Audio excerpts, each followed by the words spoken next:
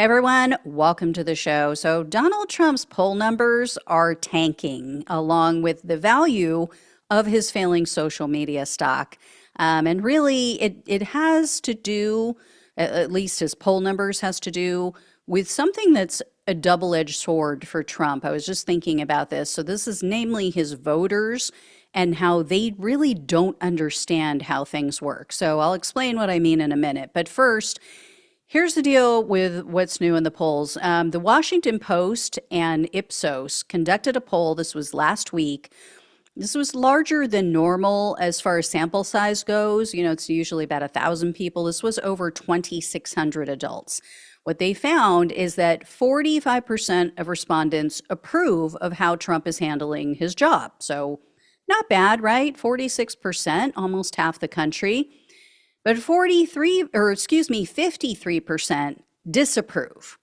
Now, Democrats and Republicans, as you would expect, they are pretty much split along party lines, but check out the independents. Only 37% approve of Donald Trump's performance as president. This is, again, independent voters. 5% had no opinion, and 58% of independents disapprove. So that shows you that it must also include some right-leaning independents, because you wouldn't get that high of a number. And then this is just one of several polls that show Trump in negative territory. So check this out. The last day and change has been the worst day of polling for Donald Trump during his entire second term in office. What am I talking about here? Take a look at Trump's net approval rating. CNN, you see it on this side of the screen, -5. Gallup, -6. Ipsos, -7. Quinnipiac, -4. Trump's net approval rating, the change since January. Look at this. Gallup, down 5 points. Quinnipiac, down 7 points. Ipsos, down 13 points. So that was Harry Enton over on CNN. What's funny is that the economy is the reason, as we all know, that's the reason everyone cited. That's why Trump won, right? All the eggs. Now, for the same reason, though, his poll numbers are now dropping. So in the Washington Post Ipsos poll, 53% of people polled disapprove of Trump's handling of the economy. And check out what Harry Enton had to say about this. You go back to his first term, February 2017, Ipsos, he was at +16 points on his net approval. Quinnipiac, +6. Look at where he is now in Ipsos. He's 8 points underwater on the economy. Quinnipiac, 4 points under on the economy. I honestly never thought I'd see the day in which Donald Trump would be polling so poor on the economy. So, not looking good. Also, Newsweek published an article today titled "Donald Trump Polling Worse on the Economy Than Any Recent President." And here's what I mean about Trump benefiting from voters not knowing much. It is now biting him in the butt because, and this is just one example that I'm going to share with you, but I have seen numerous statements like this all over the place. I mean, on Reddit, not on TikTok, but on Twitter, various other social media outlets and in articles. But there was a Guardian news outlet article that came out, I think it was just today, and they interviewed Georgia residents. Some of these people voted, some of them voted for Trump. Some people that they talked to did not vote at all. They spoke with one Trump supporter, though, a guy named Jeff Clay. And Clay told The Guardian, quote, "I'd like to see some of the prices, especially food and stuff, come down. And I think eventually, once he goes through there and gets some of the non-necessary spending that they've been doing, I think some of that will come down." So they think, at least this guy and others that I've seen think, that just in general, government spending, like programs to help, kids not die from AIDS in another country, because of that spending, we have inflation. Like it's somehow connected to the inflation. This is totally bizarre, totally irrational, just so false. So they falsely believed that he could reduce prices by getting rid of government spending or reducing government spending. And now they falsely believe that he's failing because, oh, he's getting rid of all this government waste. Inflation's still high. What's going on? I mean, like I said the other day, who wants to tell them about capitalism? Who wants to explain to them how free markets work? Anyway, going back to the Washington Post Ipsos poll, when they were asked about whether or not Trump was exceeding his presidential authority, 57% said yes. Only 40%, which I can't believe it is this high, but 40% said no, he's within his rights. And then when they asked them what Trump should do if the court rules against him, 84% of respondents in this poll said he should abide by the judge's ruling. So that 84% included a lot of Republicans. 8 out of 10 Republicans and independents said, yes, he should abide by the court. So there will be a very big backlash against him if he tries to just barrel through the courts and doesn't abide by their rulings. Also, it's very clear that people think the GOP is full of beta wimps. They just think that GOP Republican lawmakers are complete wimps and doormats because they asked, okay, well, what if Trump does exceed his authority? Who's going to stop him? And they gave them 2 options to choose from. They asked, will the GOP in Congress, will Republican lawmakers stop him, or will the Supreme Court stop him? 62% said no, Congress, they're just going to do whatever he says. They're going to go along with him. Only 33% said, yeah, Congress will do something. They'll stop him.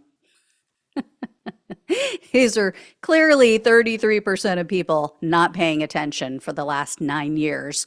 And then 56% of these poll respondents said, oh, I think the Supreme Court will intervene. I think they'll stop him. 40% said, no, Supreme Court, they're not even going to do anything. So sad, sad state of affairs. And then the pollsters also asked about Elon Musk, which was not good. 49% of the people that they polled said, no, I disapprove of what Elon Musk is doing, and 34% approved. And then by a margin of 2-1, these respondents disapprove of Elon Musk shutting down federal agencies that he just doesn't like or, doesn't want to deal with.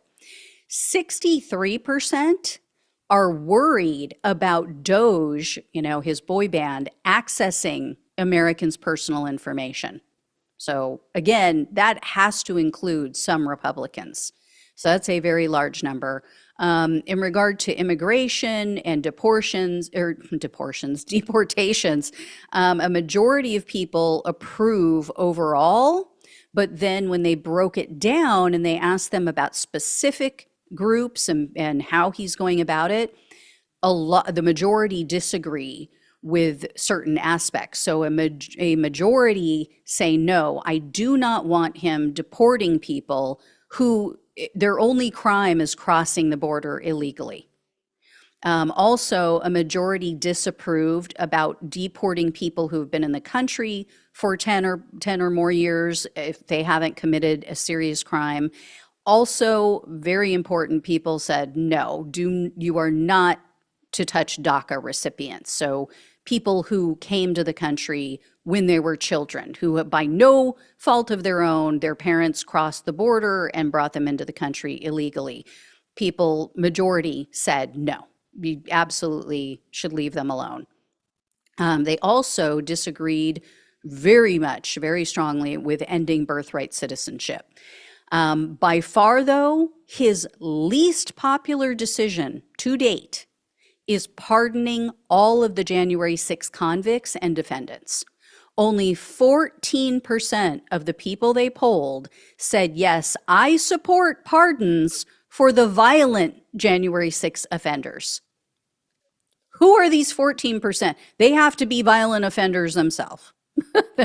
There's no way that any logical, rational, law-abiding citizen is like, yeah, I want to pardon the violent offenders, right? This was even unpopular with Republicans. Only 32% of Republicans said, yes, I, agree with pardoning these violent January 6th defendants and convicts. And only 42% of the respondents agreed with his pardons of the nonviolent January 6th people. So really, really unpopular. As for tariffs, 70% said this is going to increase prices. Yet, when they broke it down by country, 50% agreed with tariffs on Chinese goods, whereas a majority, 6 in 10, opposed tariffs for Mexico and Canada. So it is country specific. So that was that. That's the polling. Now take a look at where his DJT stock is. So DJT stock, for anybody who doesn't know, this is tied to his failing social media site, Truth Social, and his, the parent company, which is Trump Media and Technology Group.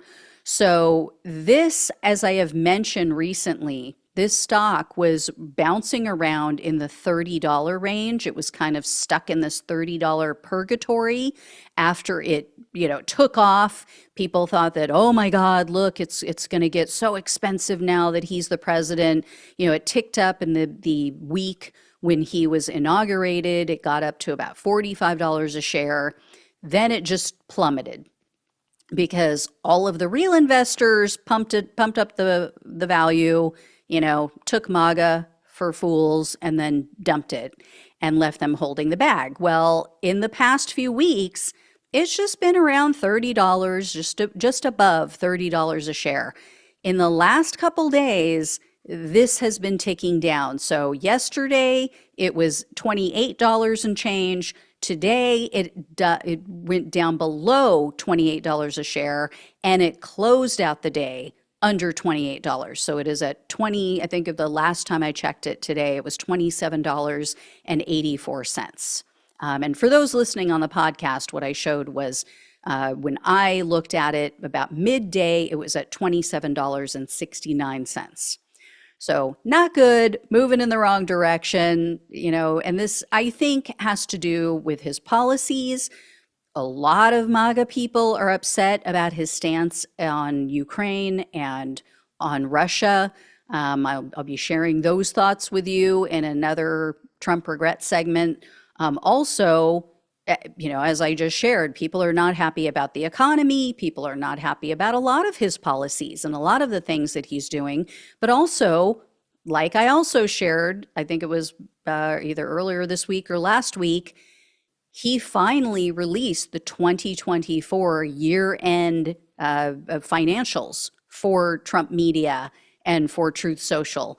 And they lost a ton of money, over $400 million in 1 year. And they're making, I think it was less than 3 million or something, or about 3 million. Yeah. Anyway, this is what happens. You're not hitching your wagon to a star. You're hitching it to a worm. All right. I will let you all know when I hear more. Thank you so much for watching and listening. Please like, please share, and subscribe. Please donate if you can. Love you all. Take care. Talk with you soon.